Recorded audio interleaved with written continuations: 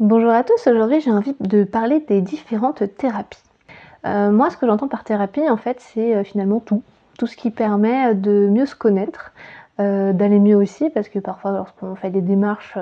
pour prendre soin de soi, c'est parce qu'il y a une souffrance ou qu'on veut apprendre à se connaître et je me suis dit que ce serait bien, vu que je vois qu'il y a quand même je dirais des peurs ou de la méconnaissance sur, finalement, le fait de se lancer dans des thérapies. Donc j'ai voulu, partager un petit peu, mon expérience à moi, ce que je connais, ce qui existe, aussi à quoi, elles servent. Je ne pense pas qu'il y ait une bonne ou une mauvaise manière, de travailler sur soi. Pour moi, il faut, s'écouter et aller expérimenter, là où on ressent qu'on a envie d'aller expérimenter. C'est-à-dire que, si vous souhaitez aller voir, des psychologues, il existe différentes thérapies qu'on appelle, par exemple, il y a des thérapies, plutôt longues, comme la psychanalyse qui va avoir un rythme de, 2 fois par semaine, toutes les semaines, voire 1 fois par semaine, toutes les semaines, sur, une durée, indéterminée. Donc qui nécessite un engagement plutôt, assez intense. Et puis il y a aussi d'autres thérapies, qui sont, plus définies, dans un cadre, comme par exemple la thérapie EMDR qui va cibler plus sur des événements, dits traumatiques, difficiles, des blocages émotionnels, et donc des thérapies qui vont, peut-être aussi nécessiter un temps d'intégration, un processus, donc peut-être plus toutes les 2-3 semaines. Voilà, un petit temps aussi, pour, intégrer tranquillement toutes les informations qu'il y a intégrées dans le corps et dans le cerveau. On peut trouver aussi tout ce qui est thérapie, TCC, qui permettent de travailler son histoire de vie, de la manière dont on a un attachement à l'intérieur de soi. Donc si on a un attachement dit sécure, on va se sentir en sécurité, dans le monde, dans le lien aux autres. Et puis si on a un attachement dit insécure ou anxieux, évitant, on va plutôt avoir, un sentiment d'insécurité généralisé et dans les liens avec les autres, on peut se sentir, comme le terme le dit, insécure, voire avoir de l'anxiété et certaines peurs qui se déclenchent. Donc mon but c'est pas forcément de parler de toutes les thérapies qui existent, c'est aussi un petit peu de voir qu'il y a d'autres approches. Parce qu'on parle beaucoup de la psychologie, de l'EMDR, donc des thérapies TCC aussi. Donc thérapie TCC, les thérapies cognitivo-comportementales, qui permettent d'agir sur le comportement. Et avec mes formations, j'ai aussi découvert plein d'autres types de thérapies qui finalement bien souvent portent des noms différents, mais dans la pratique et l'outil, elles ont des mêmes objectifs, des mêmes buts, voire parfois des mêmes techniques. Simplement, ce sont des thérapies qui ne sont pas proposées par des psychologues, donc ce n'est pas autant reconnu, alors qu'elles ont des effets tout autant bénéfiques, remarquables. À cela s'ajoute aussi ce que j'ai pu constater, que parfois c'est pas tant la technique ou le titre du professionnel qui va avoir son impact, mais en fait ça va être le lien à la personne, c'est-à-dire qu'une personne qui n'est pas psychologue, mais qui a aussi une bonne capacité d'analyse, de compréhension et d'accompagnement de la personne, peut tout à fait, aussi à l'aide de ses outils et de qui elle est tout simplement, avoir un accompagnement qui permet aux personnes d'avancer. C'est pour cela que du coup j'aimerais un petit peu parler d'autres thérapies qu'on aborde moins, qui sont moins connues, notamment l'outil de la PNL que j'aime beaucoup, que moi j'utilise beaucoup avec les personnes que je reçois, qui est un outil qui travaille sur différents axes. Donc déjà la communication, le langage, d'apprendre, je dirais, à s'écouter soi-même quand on parle, mais aussi écouter les autres, pour un petit peu repérer où se situent les blocages, les croyances, les limitations qui finalement peuvent tout à fait s'entendre dans les mots des personnes, et en permettant parfois de changer d'angle, de regard, de prendre du recul, ça débloque en fait des situations. Également, elle travaille sur les états intérieurs, donc les émotions, mais finalement les sensations dans le corps. Et j'utilise énormément cette technique pour les personnes qui sont beaucoup dans l'intellect, c'est-à-dire que c'est des personnes qui ont déjà intellectualisé leur histoire, leur vie, leur blocage, qui savent les choses, mais qui n'arrivent pas à passer à l'action dans le corps, dans le concret, qui sentent qu'elles sont bloquées. Et donc moi, ces personnes-là, j'aime bien les sortir de leur intellect pour leur permettre en fait de ressentir, parce que souvent il y a une fuite de ces ressentis, et le fait de se connecter à son corps et de ressentir parfois des sensations agréables ou désagréables, et bien ça leur permet de se rendre compte que non, peut-être qu'il est temps aussi de faire un pas, que parfois elles se mentent un petit peu à elles-mêmes, et leur permettre en fait de prendre des décisions les plus justes par rapport à qui elles sont aujourd'hui. J'utilise également l'hypnose, que j'aime beaucoup, qui moi me permet dans mon utilisation de permettre en fait aux personnes de se détendre, de prendre un temps pour elles, et le fait de s'autoriser ce moment de détente, de laisser émerger des informations, des émotions aussi parfois, et leur permettre par cette reconnexion à elles de pouvoir prendre des décisions, faire des liens et s'autoriser, je dirais surtout, à s'écouter. Il y a une autre technique qui est plutôt peu connue, car on entend beaucoup parler de l'EMDR, mais il existe également la DNR, et donc c'est une thérapie qui n'est pas pratiquée par les psychologues, mais par les thérapeutes. Et cet outil, en fait, par des mouvements oculaires comme l'EMDR, va pouvoir axer et retraiter des événements difficiles, traumatiques, libérer des émotions. Accompagner aussi tout ce qui est douleur.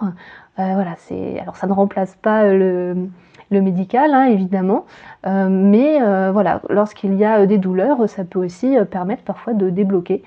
certaines choses et de pouvoir avancer, voire de dépasser certaines douleurs. Et puis moi, il y a une technique où j'oriente beaucoup les personnes, qui finalement est très complémentaire avec mon travail à moi que je propose, c'est la kinésiologie. La kinésiologie, en fait, elle a le même but que la DNR et l'EMDR, sauf qu'elle va se pratiquer d'une autre manière, à travers la communication avec le corps et le testing musculaire. Et son but, c'est de pouvoir remonter à la source d'événements difficiles, de blocages émotionnels, parfois même de blocages transgénérationnels, qui génèrent des blocages dans le présent. Et que moi, avec mes outils, parfois, on arrive à conscientiser les choses, mais il y a toujours cette difficulté dans la vie quotidienne à pouvoir dépasser ce blocage que les personnes ressentent. Du coup, à travers cette technique, donc la kinésiologie, ça permet aux personnes en fait d'aller débloquer ces blocages qui sont inconscients et profonds, et que ça devienne en fait plus naturel dans leur vie, et qu'elles puissent finalement s'autoriser à se reconnecter pleinement à elles et à ne plus être dans ces blocages qui les empêchent d'avancer. Après, je dirais qu'il y a plein d'autres thérapies, mais moi c'est les principales en fait que j'utilise. Mais je sais que si vous souhaitez explorer d'autres choses, il y a aussi tout ce qui est constellation familiale qui est très intéressant pour aussi, alors les constellations familiales groupales qui vont permettre parfois de mieux comprendre certains schémas familiaux, d'accéder à des réponses pour soi-même sur pourquoi on a certains blocages dans notre vie, d'où ils remontent, de comprendre peut-être mieux aussi des expériences vécues qui n'ont peut-être pas été conscientisées ou exprimées par les membres de la famille, comme des secrets, des non-dits, et qui peuvent nous peser encore, nous aujourd'hui, par transmission transgénérationnelle. Et puis, il existe aussi les constellations individuelles, où pareil, on peut aussi venir déposer une problématique, que ce soit quelque chose qu'on sent qui nous bloque dans notre vie, et permettre d'avoir accès à des réponses et des compréhensions surtout. Finalement, j'ai envie de dire qu'il n'y a pas une bonne ou une mauvaise thérapie, hein. Il y a surtout s'autoriser à aller s'explorer soi, et puis d'aller tester différentes choses pour toujours aller à cette quête vers soi-même, mieux se connaître, mieux se comprendre, apprendre en fait comment on fonctionne, parce que je me rends compte que peu de personnes comprennent leur mode de fonctionnement à elles, et beaucoup ont très peur en fait de rencontrer des professionnels de santé, parce que il y a une image parfois taboue. Les psychologues c'est pour les fous, ou alors j'ai pas besoin d'aide, je vais m'en sortir seule, ou alors des croyances qui font que finalement j'ai pas besoin de ça, comme si en fait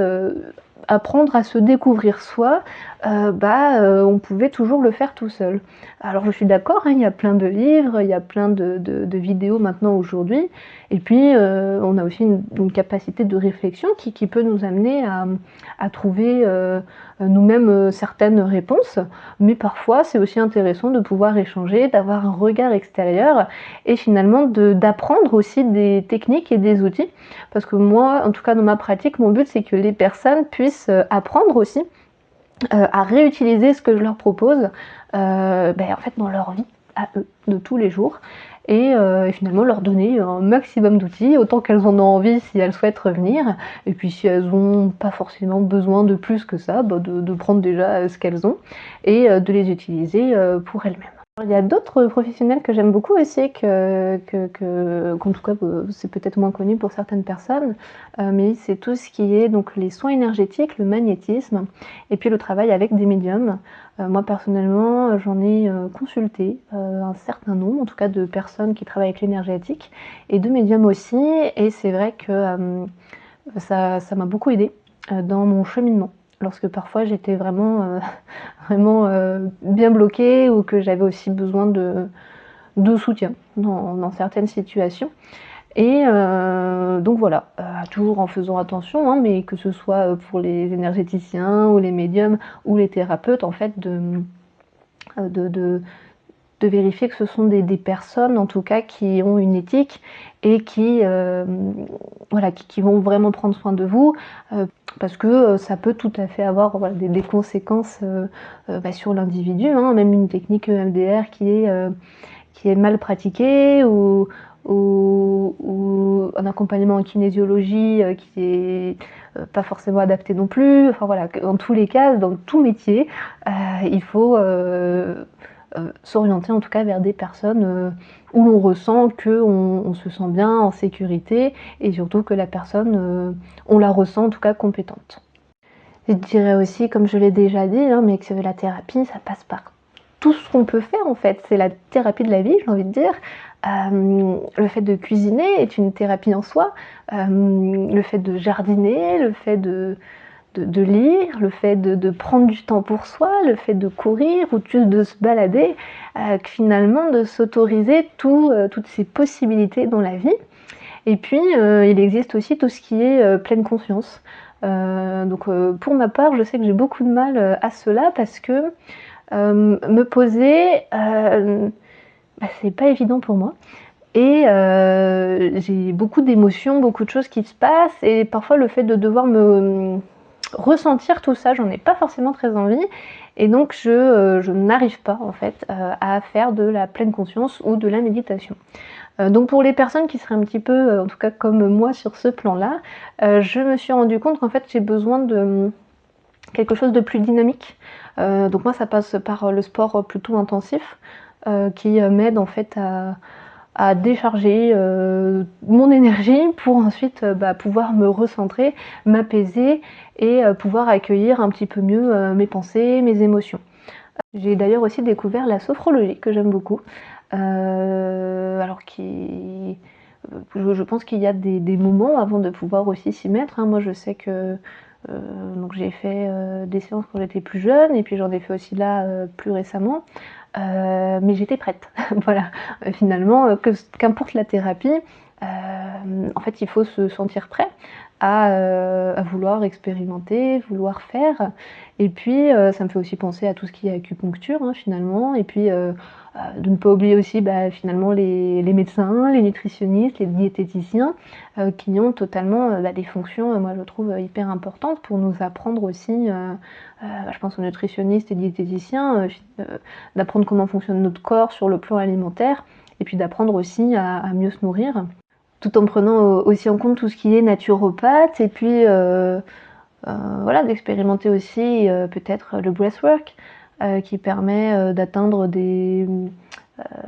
états de conscience autres. Et puis il y a aussi tout ce qui est tantra. Alors pour l'instant je n'ai pas encore expérimenté, mais de ce qu'on a pu m'en partager, je dirais que l'objectif c'est de se reconnecter à soi-même, à des parts profondes de soi,